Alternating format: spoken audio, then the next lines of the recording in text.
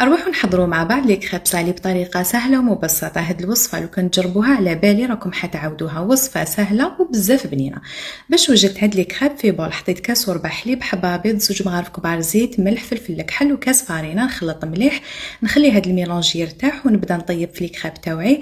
راح ندهن المقلة بشوية تاع زبدة برك ونديرهم هكا رقاق، ولازم يطيبوا بيوضة يعني ما تحمروهمش، وكل ما نطيب حبة نغطيها. رحت لهنا نوجد لافارس اللي فيها زيتون، معدنوس، فروماج، طون، وكي نقولوا الجودة والبنة ونقولوا طون سيدي أحمد. أنا هنا خيرت هاد الطون اللي بالزيت.